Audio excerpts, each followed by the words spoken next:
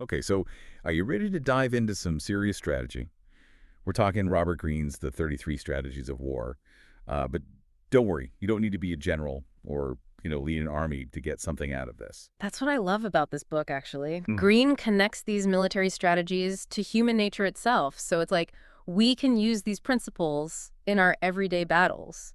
You Yeah. think like career stuff, relationships, or even like negotiating, a car price or something. Yeah, what hooked me was that it's like Greene gives us this amazing lens to view history's greatest leaders and strategists, almost like they're like our own personal mentors.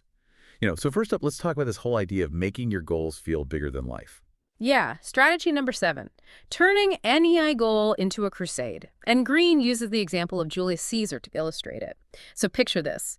Caesar's legions are facing down these fierce Germanic tribes, right?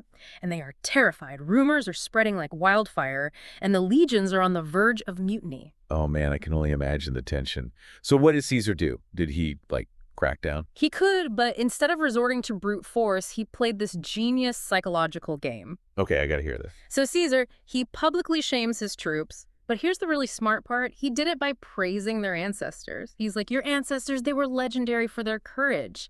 He even suggested that he might only take the 10th Legion into battle. The ones who seemed Oh fearless. man, that's a power move. So how'd that work out for him?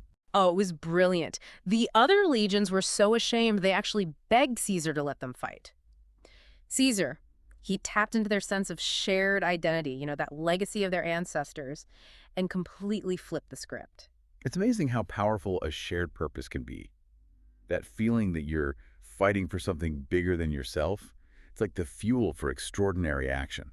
Absolutely. And this isn't just ancient history, okay? Think about building a strong company culture, rallying a team around a tough project, even uniting your family around a common goal. It's finding that crusade that elevates the stakes. That's how you move from just giving orders to igniting real passion. It's like those leaders who just have that it's factor, right? They tap into something deeper within their followers. Exactly. Think about the most inspiring leaders you've encountered. They likely excelled at fostering that sense of shared purpose. So we've rallied the troops, we're fired up. But how do we choose our battles wisely? I mean, this book really made me rethink how I approach conflict, you know? Right, and that's where strategy number 8 comes in. The perfect economy of conflict. It's this idea that every battle, even if you win, has hidden costs. Oh, that's so true. Time, energy, resources, the risk of making long-term enemies. These are all factors. Take Queen Elizabeth I, for example. She was a master of this principle. Yeah, she was amazing. Yeah. While Spain was off exhausting itself in all these wars, Elizabeth played the long game. She focused on building England's economy, their navy, patiently waiting for the right moment to show everyone her power. Precisely. Sometimes strategic patience, it trumps brute force. Think about it in your own career. Saying no to a project that seems tempting on the surface, but it doesn't really align with your long-term goals, Yeah. that can be the most strategic decision. Yeah, totally. It's about being really discerning about which battles deserve your energy and which ones might just drain you without giving you much in return. Exactly. Okay, so this next strategy is, well, it's a little bit more out there. Green actually suggests declaring war on your enemies. I mean, it sounds kind of intense, right? It's called the polarity strategy, and it's not about just aggression for the sake of it. It's about clarity and boundaries. It's like shining a spotlight on the people who are opposed to your goals, even the ones who are disguised as allies. Oh, those are the worst. Yeah, and Margaret Thatcher, she was a master of this. Right. Her stance against socialism, even when it was unpopular, it really defined her. It was like she drew a line in the sand, making it crystal clear where she stood. Exactly. But the book does say, don't take this too far, right? Right. Don't get fixated on your enemies. Obsession can turn into paranoia, and that can really mess with your judgment, It's a good reminder to always try to keep a balanced perspective. right? Now, this next strategy is fascinating because it seems kind of counterintuitive. It's the power of strategic retreat. Yeah. Strategy number 11, the death ground strategy. Think about Mao Zedong's Long March. The communists were facing almost certain defeat by the nationalist forces, right?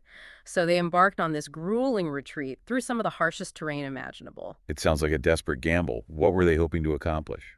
It bought them time to regroup, rethink their strategy, and crucially, to build support among the people. Ah, so it was a chance to regroup and come back stronger. Exactly. The Long March, it showed the people that the communists were resilient, they were determined, and it actually painted the nationalist forces in a negative light, as ruthless pursuers. So it seemed like a defeat actually laid the groundwork for their eventual victory. Amazing. It is amazing. It shows that sometimes you need to step back from the immediate fight to gain a better strategic advantage. Sometimes a tactical retreat, it doesn't mean you're surrendering the overall objective. It could be the smartest move. Powerful stuff. Yeah. So speaking of shifting your approach, what happens when your carefully crafted plan falls apart? Because let's face it, that's life, right? Things change. All the time. And that's where adaptation comes in. Green talks about the legendary swordsman Miyamoto Musashi. Oh, I love the stories about him. Right. Musashi believed that rigidly sticking to one technique would get you killed. He emphasized constantly sizing up the situation and adapting on the fly. Like that duel with Sasaki Kojiro. Didn't Musashi show up late? He did. He was super late. And then he supposedly carved a wooden sword from an oar while they were heading to the duel. I mean, talk about throwing your opponent off guard, right? It's brilliant. Musashi understood that mastery wasn't about memorizing techniques, but about being flexible, responding effectively to whatever came at him.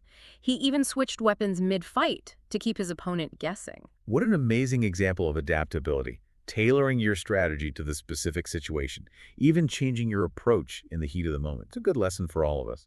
Absolutely. It doesn't matter what you do, leading a team, navigating a tough negotiation, or just trying to get your kids to eat their veggies, that ability to adapt is key. Okay, so this next concept from the 33 Strategies of War totally blew my mind. Shh.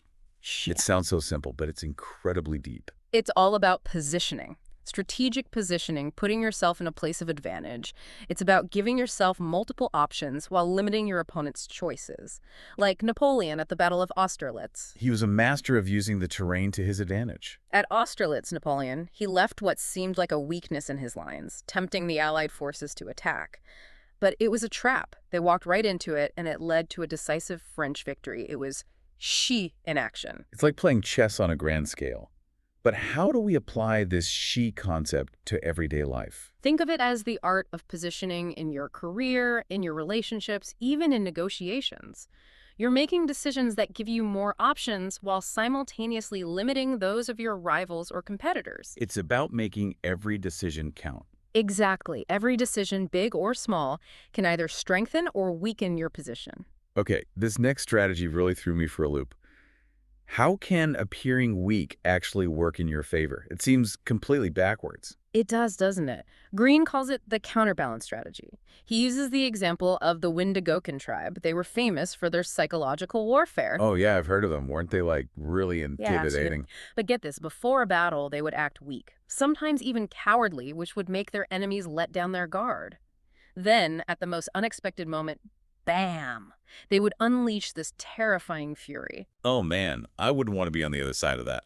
They knew that their perceived weakness was a weapon. So it was like that element of surprise, catching your opponent off guard when they least expect it? Exactly. They underestimate you at their own peril. Think about businesses that use strategic leaks of information, for instance, or a skilled negotiator downplaying their interest to get a better deal. Perception is a powerful tool. It's really making me think differently about how I approach these situations. Now, this next part of the 33 Strategies of War is like something out of a spy novel weaving fact and fiction. Misperception strategies. It's about controlling the narrative. You're shaping how your opponent sees your intentions. That sounds incredibly powerful if you can pull it off. The classic example is Themistocles during the Persian Wars. He had to lure this massive Persian fleet into a trap. Ah, this is where the whole fake defection comes in. You got it. Themistocles, he sent a message to Xerxes, the Persian king, pretending to switch sides. He even revealed this fake Greek plan to escape. And Xerxes fell for it. Hook, line, and sinker. He was so blinded by his desire for a quick victory that he walked right into the trap. That's incredible. It's amazing what you can achieve when you understand and can leverage psychology. For sure. Speaking of swift action, let's shift gears and talk about the power of speed. Pure, unadulterated speed. Strategy number 28, the Blitzkrieg. The German Blitzkrieg in World War II, that's the ultimate example. They used these incredibly fast strikes, overwhelming force, constant momentum, just to completely disrupt the enemy. And it worked. The Blitzkrieg was all about speed, surprise, demoralizing the enemy before they could even react. Makes you think twice about waiting until the last minute. Right. What could you accomplish if you approached your goals with that same urgency, focus, and well-coordinated action? It's about seizing the moment. Okay, last strategy for this part of our deep dive, and this one really made me think. Green argues against micromanaging. He says, true control is often more subtle. How can you be in control by giving up control? It's like a paradox. Think of it like this. A puppeteer versus a gardener. The puppeteer, they control every movement.